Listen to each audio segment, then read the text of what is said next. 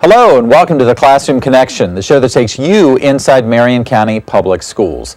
I'm Kevin Christian, your host for the next 30 minutes, and during that time, we're going to show you why local volleyball teams do not slow down over the summertime. Then you'll meet someone who truly goes above and beyond, making the difference for kids every day, and you'll hear what our own superintendent has to share regarding his first full school year in the driver's seat. Up first, though, each August brings its own challenges and surprises with the first day of school. Now, imagine opening a brand new school with dozens of teachers, hundreds of students, and the latest technology, including computers, iPads, and more. Legacy Elementary opens its doors this month to students in Southeast Marion County. But will it be ready? Chadwick Pierce has a preview for us. Legacy Elementary opened this month, and it was built using sales tax dollars collected between 2005 and 2010. Money that could not be used for anything else. Sales tax dollars can only be used for capital projects such as building schools, purchasing property, or improving existing pieces of property. Sales tax dollars cannot be used for general fund expenses like salaries or utilities or any of those other costs that may fall under the general fund. The process involved in zoning out a new school has been perfected over the last few years. Once we have the land, or even prior to the land, I can do several theoretical school attendance zones.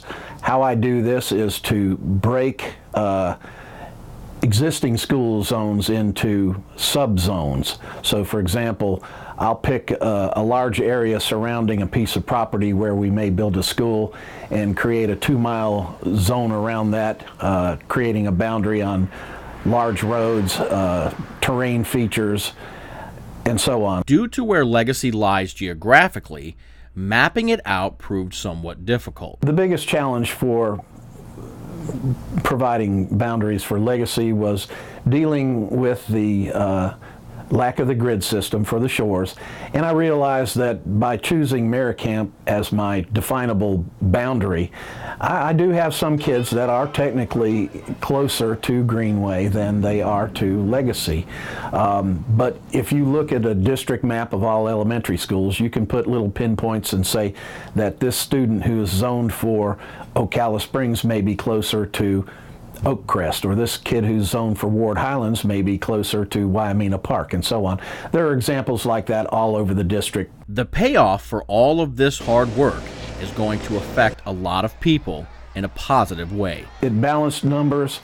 It equalized the student populations for 3 schools. I now have Legacy going to have 600 students. Greenway is probably going to have just at 800. Santos is going to have around 600, and Maplewood drops to under 800, definitely somewhere in the low 700s. With numbers at levels that are controllable, Greenway Elementary has a new lease on life this year. One of the things I'm looking forward to is having a school environment where the faculty is not so large that they don't know each other. We used to have faculty meetings, and we did not have enough space to actually have true faculty meetings. Somebody was always standing, or we were always hauling in additional chairs to sit in. So I'm looking forward to that. I'm looking forward to again, knowing all of my students' names.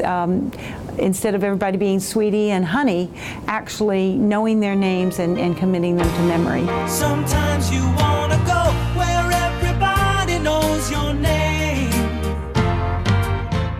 The pros seem to be outweighing the cons on the opening of Legacy. I've told our teachers that, Miss Prestipino is an excellent principal. This is a great opportunity. The school's going to have engaged classrooms.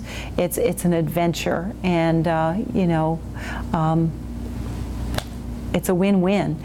We win because we have a regular sized population, and they win. They have a great new school with talented teachers, and we know whether you're at Greenway or you're at Legacy that the teacher is the key to success, and I'm sure that that will be a great environment for learning.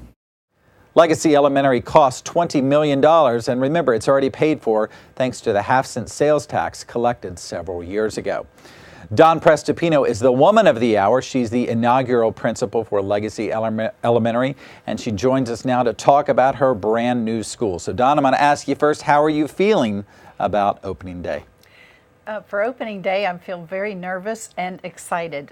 We want to make sure that everything is ready for students, and we're ready to go and up and running, and just very excited to get moving.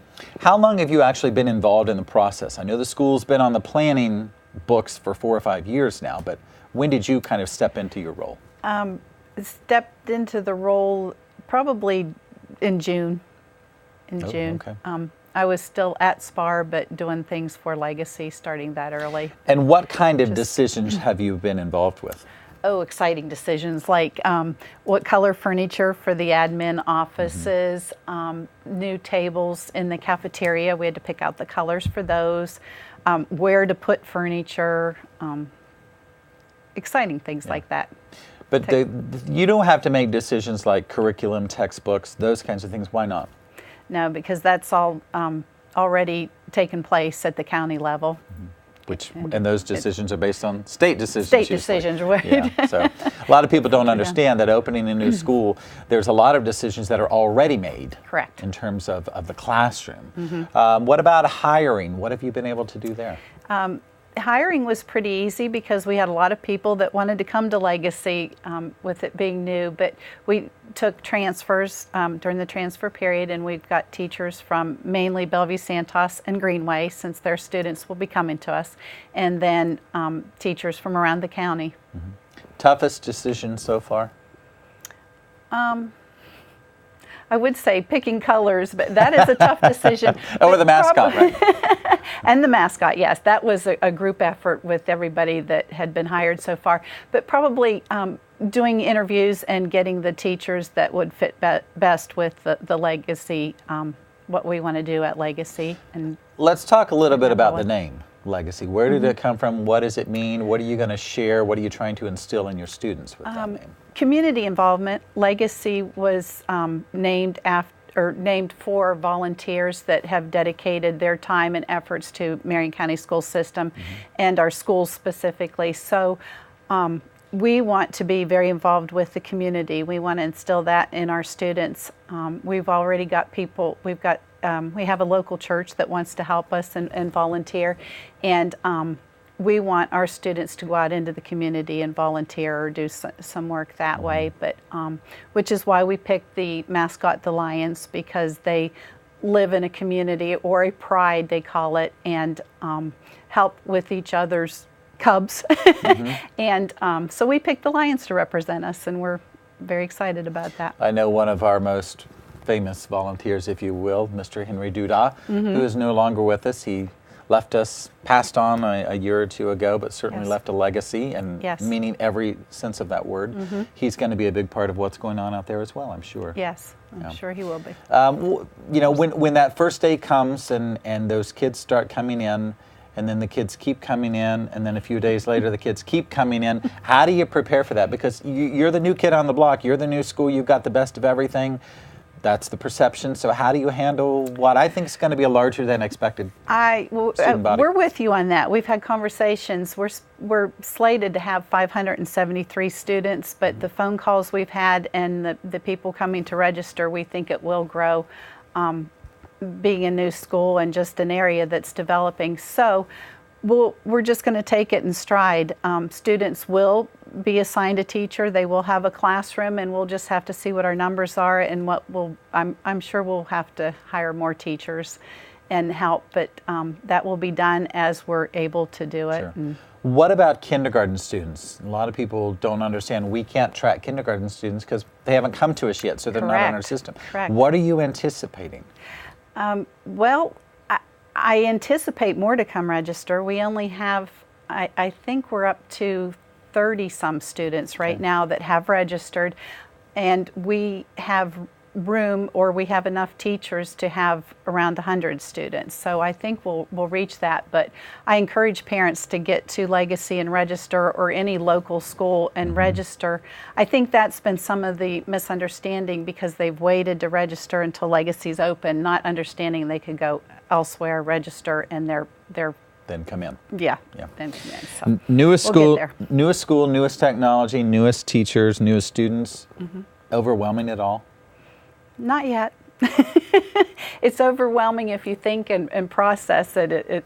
You get nervous, but everybody has been so helpful, from the construction company that's there, ACA Construction, our warehouse, our purchasing, our technology people. Everybody's been there to help, and it's truly appreciated, and we're just working as a team and getting her done. Now, will this be the biggest staff that you have had? Yes. Yeah, you're coming to Yes. us from SPAR. You were the From principal SPAR. there. SPAR is on the northeast side of the county, and it's a very rural community, very Correct. much smaller school, smaller setting, older school. So what are some of the biggest differences that you are noticing coming from SPAR to Legacy? Maybe not involving people, but just the property and the facilities. World of difference.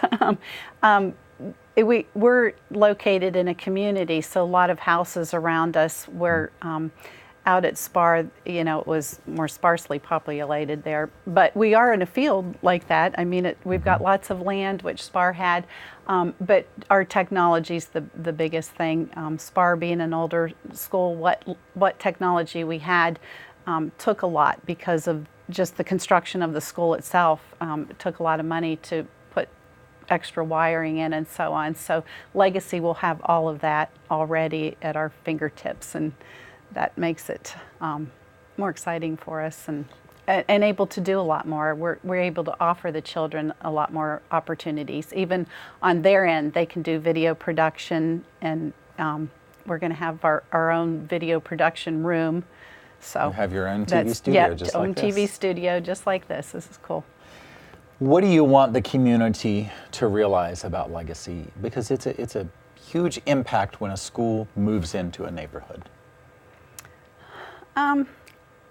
Personally, for Legacy, and I think most everybody that's working with me feels the same way, we're there for the students and their families. Schools need to be a people place. We're all working together as a team, and I want parents and the community to know that those students are very important to us, and we'll do everything possible to make it a very successful elementary school experience for them. I have no doubt that you and your staff will do just that. I hope so. Thank you very I'm excited much. for you, and I know I'll be out there the first day, and Yes. we'll share that information with our Okay, community. we'll put you to work. Good luck on opening day. Thank you. All right. Well, last school year, Vanguard High School's volleyball team became the first state champs in Marion County history. The Knights were nearly unbeatable thanks largely to the work they do with their coach both in and out of season. Why? Joel Hartley explains. In a gym with multiple banners and signs celebrating a rich basketball history, another program is beginning to elbow its way onto the wall. Volleyball's starting to take over the gym a little bit, so that's a good feeling. But when we first made it to states the first time, I was a freshman, so it's a lot different from last year from when I was a junior. I wasn't freshman year, I was all nervous and stuff, but it's I don't know, it's great to be part of it since freshman year, making it there twice. During the season, we started off really strong. We only lost one game our whole last season, and it was at the beginning of the season, so we started getting better and better with more momentum. And going into districts and regionals, the whole school started to get kind of excited, and when we went to state, we had tons of people come down and watch us and support us, so it got bigger. Vanguard's volleyball banners go back 4 years. It's no coincidence that's also how long Coach Jason Morris has been running a club program in town. 4 years ago, myself and a couple other coaches established the Ocala Power Volleyball Academy.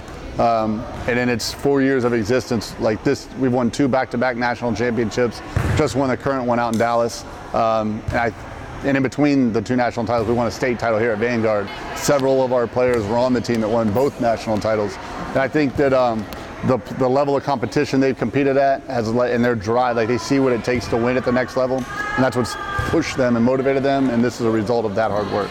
You build off each other because you get better each season, but also a few girls in this team are on my club team, so I'm really used to playing with them.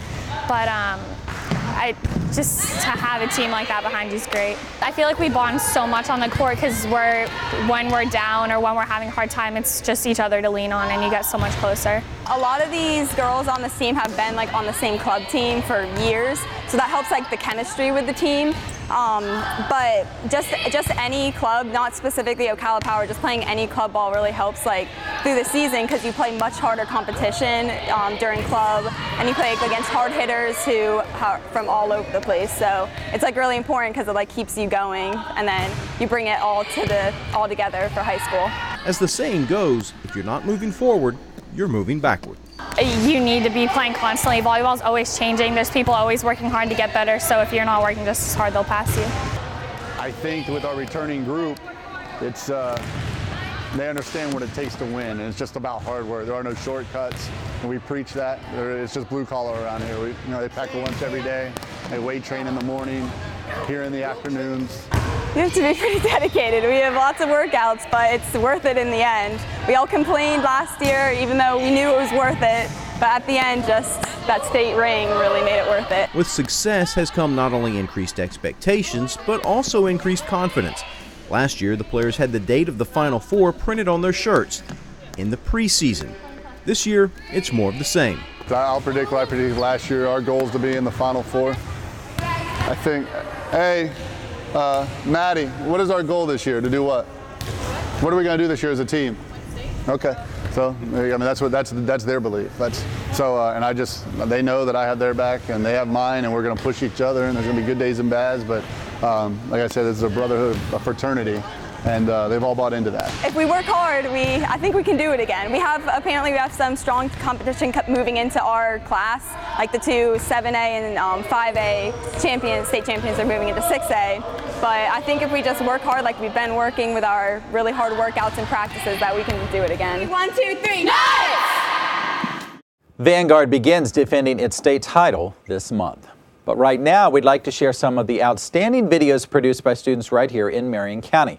First up is one from Liberty Middle School, which was originally created for a state competition. The challenge? To produce a 30-second PSA or public service announcement with the theme Public Schools Deliver. Let's take a look at that video. Today is January 27th. Sound special? Maybe not for everybody, but today is my first day of public school. I'm an individual. I set my own goals and I earn my own way. And I have my own style. And when it comes to my future and my education,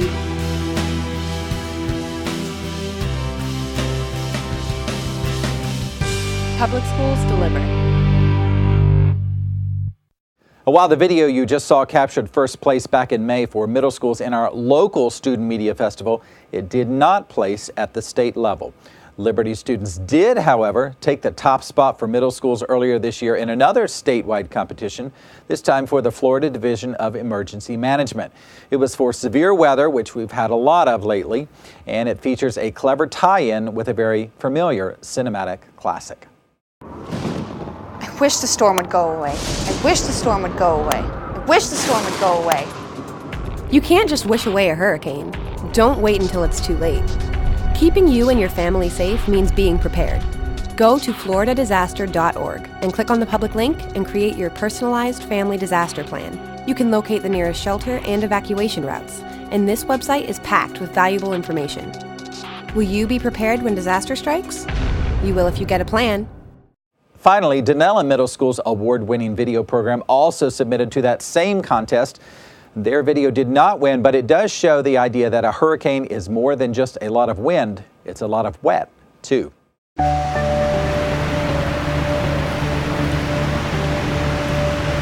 The winds of a hurricane can exceed 155 miles per hour, but most people survive the winds. It's the storm surge that takes people by surprise. Seriously, more than 90% of hurricane fatalities are caused by storm surge. Never underestimate the power of a storm surge. Know if you live in a storm surge zone and have a family disaster plan. If the warnings come, never hesitate. Evacuate. Great job to all of our video production students. They certainly earn more honors each year at state and international levels than any other school district in the entire state of Florida. Well, Well, each month here on the Classroom Connection, we feature an employee who loves their job on a daily basis. This month, we want you to meet a brand new first-time principal who's already making her mark in Marion County. I'm excited about learning the job. I'm excited about the fact that I've got a new faculty to learn, that I can share my experiences with them, but also that I can learn from them as well. A lifelong learner, Wyoming Park's new principal, Valda Niznik, has a bachelor's, 2 masters, and a goal of adding a doctorate degree.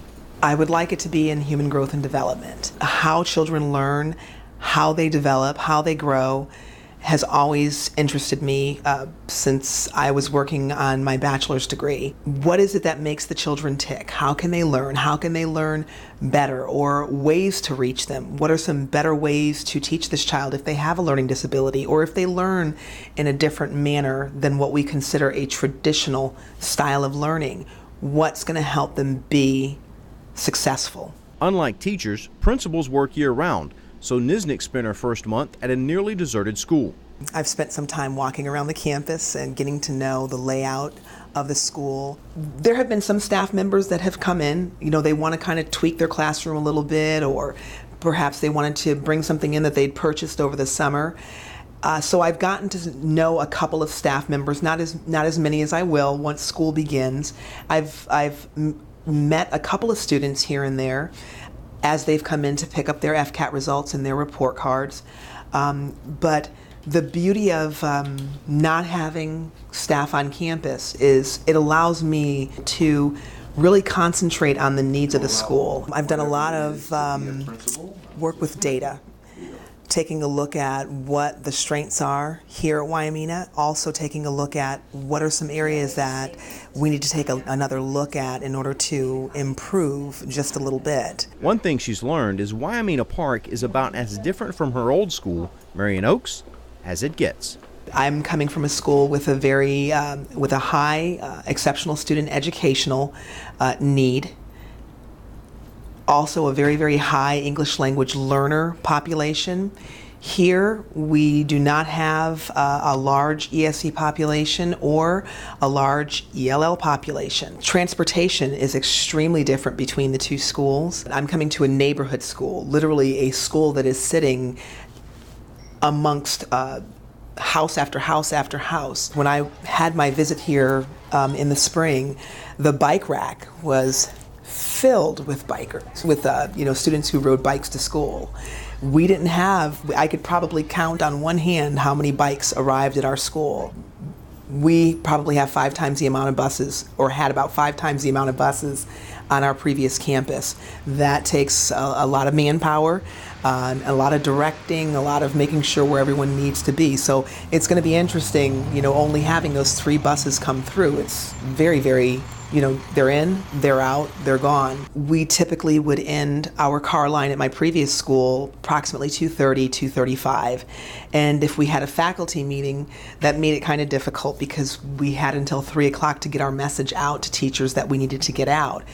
And sometimes we ended up rushing through what we had to tell the staff, and sometimes things weren't always clearly, or they weren't always communicated as well as we would like to.